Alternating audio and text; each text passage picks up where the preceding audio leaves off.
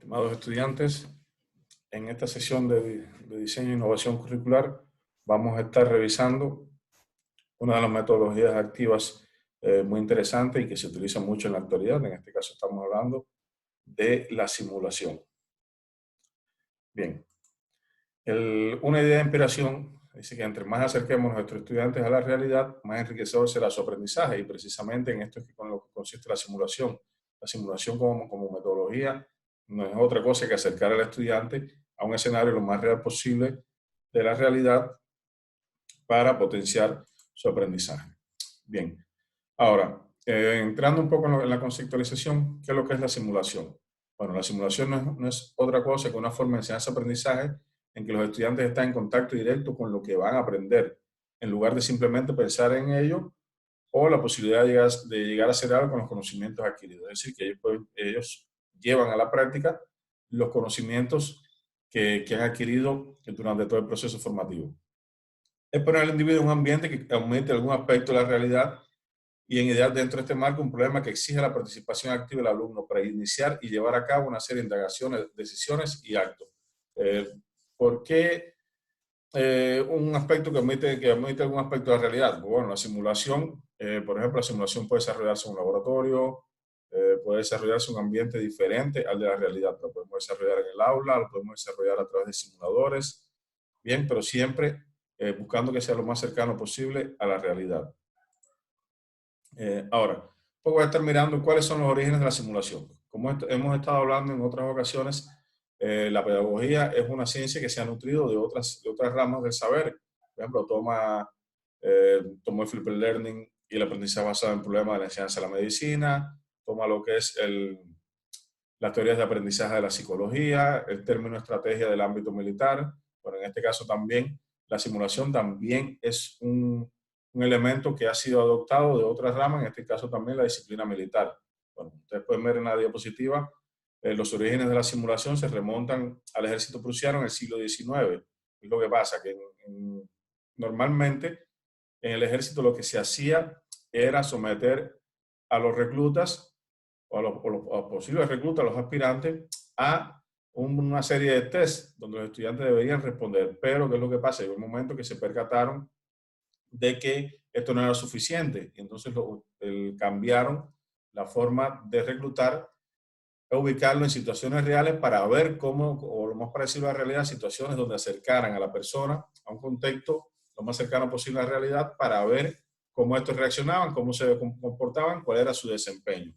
Bien, hay aspectos que tenemos que tener bien claros. Lo primero es que la simulación no es un juego de roles. No es un juego de roles. Recordemos que el juego de roles, desde la pedagogía, de lo que plantea Piaget con su teoría del juego, en el juego de roles, los niños juegan a asumir el papel de un maestro. Juegan a asumir el papel de un médico. Es decir, que juegan a asumir el desempeño que desarrolla un adulto. El niño juega a ser maestro, juega a ser médico. En el caso de la simulación no es así. El estudiante no juega a ser maestro, el estudiante es un maestro en formación. No juega a ser médico, es un médico en formación. No juega a ser un líder, es un líder en formación. ¿Qué quiere decir? Que no es un juego de roles, porque él no está asumiendo un rol de otra persona, sino que está desempeñando el rol que le corresponde como profesión. No es una dramatización, ¿por qué? Porque en la dramatización hay un guión preestablecido donde se conoce cada uno de los momentos. Sin embargo, en la simulación no hay un guión establecido. ¿Por qué? Porque al ser una situación real, el desempeño puede ser diferente ante cada situación. Y bueno, no es una práctica profesional, porque ya la práctica se hace en escenarios reales, y en este caso estamos hablando que la simulación puede ser en laboratorio, puede ser en simuladores electrónicos, puede ser en el aula, puede ser en otro ambiente. Por lo tanto, no es una práctica profesional. Hay que tener bien claro qué no es la simulación.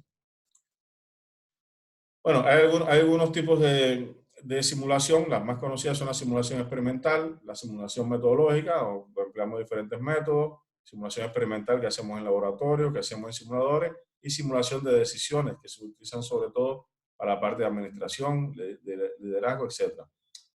Ahora, ¿qué simulaciones podemos desarrollar en el aula? Gracias a diferentes tipos de simulación, las más conocidas, las que nosotros vamos a utilizar, son las de método.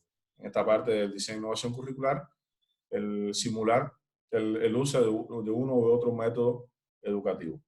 Ahora, es importante conocer cuáles son las fases de la simulación. Bueno, la primera fase es la fase de información o briefing, que es donde le proporcionamos al estudiante toda la información que él necesita para poder desarrollar la simulación, qué medios va a utilizar, qué procedimientos debe utilizar, cuál es la situación problemática. Bueno, la segunda fase que le continúa a esta es la fase de ejecución o acción, donde el estudiante ya va a simular, donde va a desarrollar la simulación, resolviendo la situación problemática que se le plantea, ejecutando la decisión o el experimento que se haya planteado según sea el tipo de simulación que se ha presentado. En la fase de evaluación de briefing, que es donde entonces ya en función del docente y el resto de los compañeros se hace una evaluación de cada uno de los elementos de la simulación. Ahora, ¿cómo desarrollar una simulación? Bueno, aquí vemos un ejemplo muy claro desde el área del lenguaje. Por ejemplo, le creamos al estudiante una situación comunicativa y el estudiante actúe consecuentemente. Por ejemplo, estamos hablando del desarrollo, la formación de una competencia básica, que son las competencias comunicativas. Por ejemplo, podemos decirle al estudiante, que usted llega a un restaurante X y cómo usted se comportaría, pues sería el diálogo que abordaría con el mesero, con el camarero. Eso es una simulación muy práctica y se puede desarrollar en el área del lenguaje.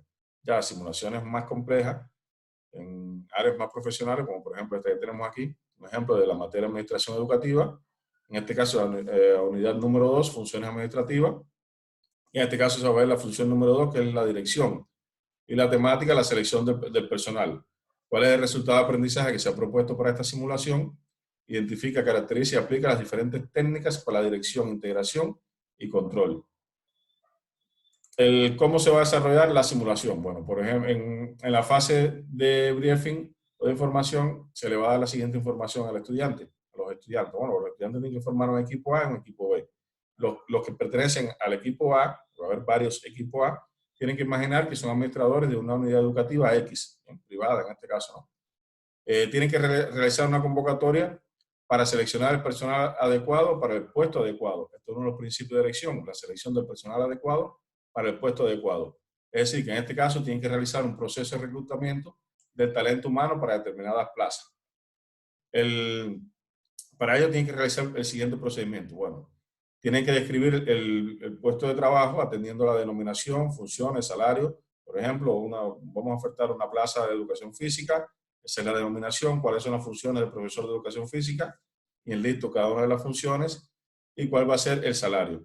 Ahora, también tienen que establecer cuáles son los requisitos necesarios para acceder a este puesto de trabajo, la titulación, los años de experiencia u otros requisitos que lo consideren necesario.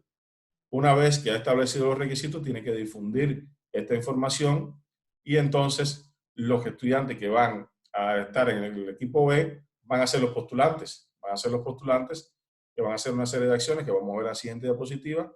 Y entonces, una vez que ellos postulen, el siguiente paso de la simulación, que es ya en la fase de acción, ellos van a hacer el proceso de reclutamiento, es decir, van a seleccionar el personal más idóneo para este puesto de trabajo. Bueno, el equipo B en este caso lo que tiene que hacer es elaborar un currículo profesional, se van a presentar a la convocatoria de reclutamiento y van a defender su postura para ser seleccionados. Es decir, esto no es una dramatización, ellos realmente van a presentarse y defender cómo va a ser, cómo defender su postura, porque para ser seleccionado para el puesto de trabajo y el equipo A va a hacer todos los pasos de reclutamiento del talento humano.